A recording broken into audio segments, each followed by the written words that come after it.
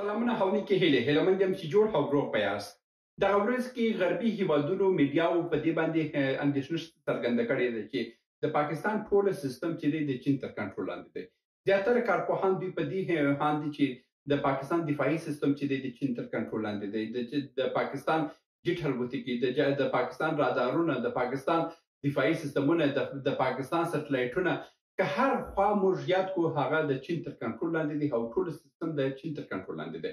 نو غربي هیوادونه اوس په دې اندېښمن دي چې پاکستان صحیح دی که د پوځ مشر زموږ تر کنټرول لاندې دی، مګر نور داسې سیستمونه دوی نه لري چې هغه سیستمونه د ایران د امریکا د ګټو دپاره کار وکړي، د غربي هیوادونو د ګټو دپاره کار وکړي. هغه سیستم چې کوم سیستم دوی چلوي، که هغه د دوی مخابراتي شبکې دي، که هغه د دوی ټکنالوژي برخه دي، که هغه د دوی دفاعي سیستم دی، که هغه د سټلایټ سیستم دی، که د دوی رادارونه دي، که دوی جیټ دی، که دوی هر څه دي، دا ټوله میډ ان چاینا دي او د چین تولیدات بلل کېږي. نن په دغه موضوع کې خبرې کوم چې د چین کنټرول پر پاکستان باندې څومره دی او آیا پاکستان د چین تر کنټرول لاندې ننوتلی دی که لا هم د امریکا تر کنټرول لاندې یو څه. زه پر موضوع باندې خبرې کوم او تر اضافي خبرې تېرېږو. تر هر څه وړاندې تاسو باید د یو نړۍ د یو هیواد لپاره مهمې برخې وپېژنئ. د مثال په ډول باندې تر ټولو مهمه برخه چې په یو هیواد کې د هغه مخابراتي شبکې دي چې ټیلیکومونیکیشن کې هغه مخابراتي شبکې دي چې هغه ډېر مهمه دي. دا مخابراتي شبکې چې دي دا زیاتره د پاکستان اوسي که د پاکستان اوسي، دغه دواړه هیوادونه لا چې دي هغه د پاکستان د زیټي په کمپنۍ تر کنټرول لاندې دي، زیټي د هواوي کمپنۍ تر کنټرول لاندې دي. دا دوه کمپنیان چې دي د افغانستان او څخه چې د نړۍ حدوداً 80 سلنه مخابراتي شبکې د دوی خپل تر کنټرول لاندې راوړي دي. که څه په افغانستان کې یو وخت کې کوشش په دې باندې وي چې د نوکیا تجهیزات افغانستان ته راوړل سي، هلته د افغانستان د مخابراتي کمپنیو څخه خلک هم نوکیا کمپنۍ دپاره وبلل سوه، هلته ولاړه او پاکستان امریکا سفارت ویزې هم ورته ورکړې. هلته چې ولاړې د هغوی چې کوم تجهیزات او کوم ټکنالوژي شیان وه، د مثال په ډول باندې که موږ یو هادف یو اس پي یاد کو، یو اس پي چې یاد کو، دا یو اس پي که موږ د نوکیا څخه اخیستی وای هغه حدوداً $50 په یوه یو اس پي تر $100 باندې یوه یو اس پي وه، مګر چین چې هغه په همده باندې موږ ته راکول هغه یې په $50 باندې د مثال په ډول باندې که یاد کو 95 سلنه د هغه قیمتونه تر چینایي موادو ګرانتره وه. نو په دا خاطر باندې چې هلته کوم کسان تللي او خرچ کړنې واله، مګر د نوکیا کمپنۍ ته هېڅ ګټه ونه رسول، ځکه چې د نوکیا کمپنۍ کوم تجهیزات وو هغه ډېر ګران وه. اوس راځم چې د ټیلیکومونیکیشن خبره چې څه ده، د اول موضوع چې ده د پاکستان ټوله مخابراتي شبکې چې دي دا د چین تر کنټرول لاندې دي. چین د هر څه کنټرولوي، د دوی غږونه کنټرولولی سي، د دوی خبرې کنټرولولی سي، د دوی مکالمې کنټرولولی سي، د دوی دغه راکړه ورکړه چې دا ټوله کنټرولولی سي. دا په څه ډول کنټرولولی سي چې د چین سره اوس د مصنوعي ځیرکتیا سیستمونه راغلي دي. د مصنوعي ځیرکتیا په مټ باندې د دوی ټول مخابراتي خبرې چې دي دا ټوله کوم خبرې چې دي دا ثبتېږي او دوی اوري، او دا د مصنوعي ځیرکتیا په مرسته باندې دا هر څه راټولوي او مصنوعي ځیرکتیا باید دوی ته یو عمده معلومات ورکوي چې نن په پاکستان کې څه موضوعات پیښ شوه. دا یعنې چین د پاکستان د حالاتو مکمل خبر ده. دویم موضوع چې راځم د یو هیواد لپاره تر ټولو مهمه موضوع چې ده د یو هیواد رادارونه دي، چې هغه رادارونه چې دي د یو هیواد ټوله کنټرول کولی سي چې ما هیواد ته څوک ځي څوک راځي.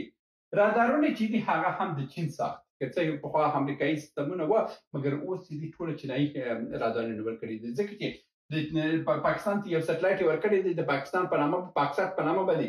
پاکسات چې دی ټول د چینایانو تر کنټروله دی. چینایانو ورته خپل په بار کې ولېږلو، هلته یې هم پرېښولو او دا هر څه کنټرول چې دی دا هلته دی. او د دوی رادارونه چې دي دا ټول د پاکستان د چین تر کنټرول لاندې دي، د دوی سټلایټونه د چین تر کنټرول لاندې دي. یعنې رادار، سټلایټ، مخابراتي شبکې دا د چین تر کنټرول لاندې دي. دا خو معلومدار خبره شوه. راځم په بل نظامي تجهیزاتو باندې تر ټولو مهمه خبره چې دا د جیټ فایټر دی، چې هر هیواد ځان ته جنګي الوتکې باید ولري، چې دا یو درلودله بیا هغه هیواد خوندي دی. د پاکستان ټول جیټ الوتکې چې دي هغه جی اف 14 چې دی هغه 18 چې دی دا ټوله د چین ساخته او د چین جنس دی چې پاکستان استعمالوي. یعنی که چین وغواړي د دوی مخابراتي شبکې فلجولی شي، د دوی رادار فلجولی شي، د دوی جټ الوتکې فلجولی شي، دا ټول فلجولی شي. په څلورم خبره کې راځم د دوی دفاعي سیستم. چین یو څه دفاعي سیستمونه ورکړي چې د پاکستان د هند په جګړه کې هم استعمال کړه او د دوی کارونه یې مخته یوړه. دا دفاعي سیستم هم چې دی دا ایر ډیفنس سیستم چې دی دا د پاکستان چې دی دا د چین تولید دی او د چین تر کنټرول لاندې دی. نو داسې په همده ډول باندې کې موږ راسو په 5مه برخه کې دا همده شان چې دلته مې تاسو ته یاد کړه دا خو د چین دی او که نور همده شان چې تولیدات چې دي هغه که ماشینري دی که هر برخه کې په هر ځای کې وویني هغه د چین تولیدات دی. نو د دې څخه ښکاري چې پاکستان په کلي ډول باندې د چین تر کنټرول لاندې تللی دی. بل خبره راځم په شپږم موضوع باندې چې د چین پورونه یاد کړو. چین پورونه هم که موږ وګورو چې د پاکستان باندې اوس تر 100 میلیارده اوښتي دي او د نړۍ تر هر هیواد چین پاکستان ته ډیر پورونه ورکړي دي او پاکستان یوازینی هیواد دی چې د چین د پورو د لاسه هره ورځ کې هر کال زه چوم 2 میلیارد ډالر پر دې باندې سود راځي. یعنی 2 میلیارد ډالر هر کال په پاکستان باندې د چین د پیسو سود دی چې بل کال ته 1 میلیارد کې بل کال ته 14 میلیارد کې همداسې سود هم په ورځ تر بلې په باندې ډېریږي او د دې هم پیسې هلته چروبي او جزیرې باندې.